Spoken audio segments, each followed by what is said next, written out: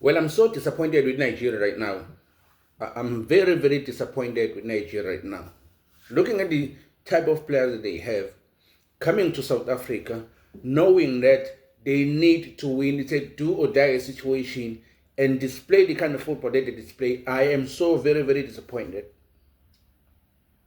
I'm ashamed, actually, to be a Nigerian. If I was a Nigerian, I would be ashamed to be a Nigerian right now. Looking at how the team played today, to me, they did not show hunger. They were not aggressive.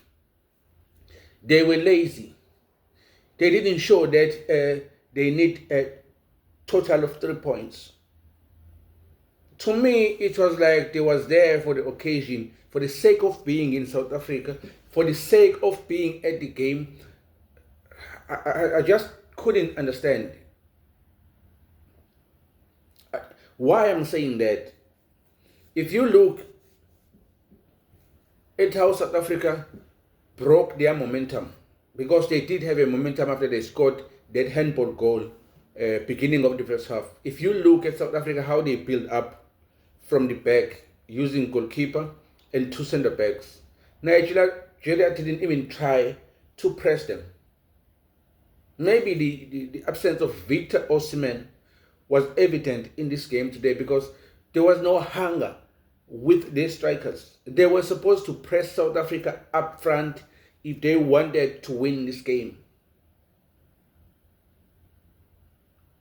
They needed to show that they want to win this game by winning the battle in the middle of the park. Looking at the first half, South Africa was dominant on that center park. And again, if you look at that center park, it was a competition of African football versus European football. And African football came on top because the players that were there for South Africa are playing in South Africa. Those are African players who represent African football versus the three Nigerian midfielders who are playing in Europe. So today we saw the battle of African football versus the European football, and African football came on top.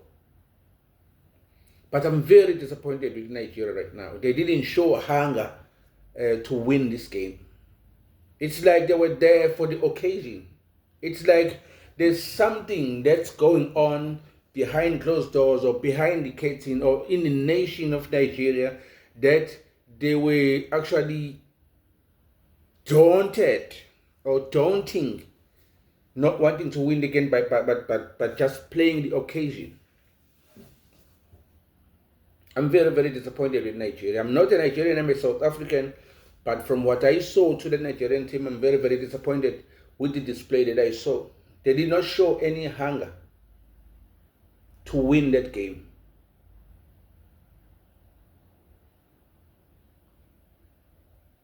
Siyahlaba, siyahlinza, siyahlahlela, siyayaba. Into lana ndiyofika iyiphekele emakhaya. Tell me one question. Give me one reason why you haven't subscribed right now. Back to the game, because I've vented my frustration with Nigeria. Back to the game. 4-2-3-1, 3 changes with South Africa. A surprise introduction was Ukabini as a fullback on the left ahead of Umodiba. I understand that maybe Hugo Bros wanted the arrest defense there, and for aerial advantage that Nigeria would have had, maybe was also trying to contest that, since Ukabin has height, and also he wanted the rest defense to make sure that we contain Nigeria should they want to whip in those crosses, because they have tall strikers. So kudos to coach for that. I think he was spot on the change, though I wasn't expecting it. The change that I was expecting was Ungezana in the center of the park. I was expecting that, since I know that Nigerians are tall. Their strikers mostly are taller than South African defenders. So since Ngezana is a little bit taller, I was expecting him to be on that game. Again, another substitute that I was a surprise to me is when he brought in Ubabatusi Obas ahead of Umbata. I wasn't expecting that also, but it worked when I see the plan of the coach as the game progresses. Because we need to give kudos to Hugo Bros. When we go into these 2 qualifiers, he said he needed 4 points. And he did get those 4 points. Before he even plays, he addressed the media and said, at least if he can get 4 points, he did get those 4 points. 3 against Lesotho and 1 point against Nigeria. So he delivered what he has promised. But also, I believe that South Africa could have decimated Nigeria in this game. Looking at the level that Nigeria, Nigerians were nervous on position. They were nervous on position. If South Africa presses them, they look nervous and they will lose balls cheaply. And if Hugo Bros wanted to humiliate them, he would have. Because from those mistakes, he needed to press them and bring in players who are comfortable in the ball and who will take these players of Nigeria on, because they were struggling with pace.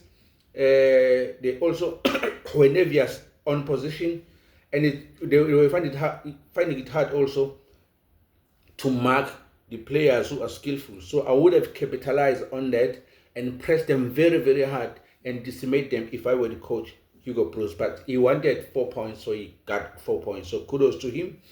We are hoping that next month against Zimbabwe, I think, and Rwanda, we need to win one of those games. So if we want to win one of those games, we qualify for the World Cup next year. But we should win both those games. We can't afford to drop points. Should the case of Mokoena against Lesotho rises and 3 points are deducted, we shouldn't have a problem with that. So we cannot afford to drop points right now. The 2 remaining games are to die for. We need 4 points to 6 points from those games. But good luck, hard luck to Nigeria. They need to fight again on these last 2 games remaining to try and see if they can get a spot in getting another chance, or into resuscitating the hope of going to World Cup by the ways of playoffs. But it's going to be very, very hard for them. It's going to be very, very hard for them. And I'm very, very disappointed with how Nigeria displayed their game of football today. Kudos to South Africa individually. I would like to say kudos to I think Nkotha had a beautiful game. The pass he made to find Nkotha, that pass that broke his defense to find Nkotha on the side, that cutback was very, very spot on. There's nothing that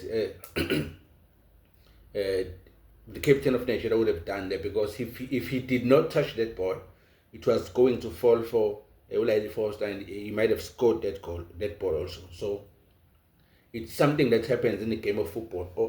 So we can't falter him for that.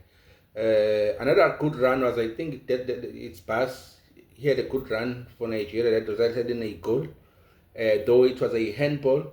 But I think Kabini there could have done better, because as a rest defender, his primary job is to defend, and if a ball is away from goal, it's his job to make sure that there's no cross come in. By allowing that cross to come in, you are inviting danger. So as a rest defender, he's supposed to know that his primary job is to make sure that he keeps position, he defends the goal. If the ball is going away of the goal, he makes sure that he presses that there's no cross that is coming into the side of goal. But I think football is a game of mistakes, so you learn every time. And as he grows as a footballer, he will be a fantastic and a very, very wonderful fullback of South Africa. So South Africa is in a good trajectory with a young squad, home-based players, and I think South Africa will surprise a lot of people in the club, in the World Cup coming next year in North America.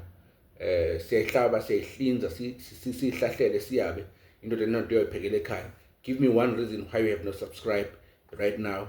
If you do not have a reason, please do subscribe. I will see you on the next video. My name is Sipho Ndlovu. This is Nevertheless Commentaries. Peace, I'm out.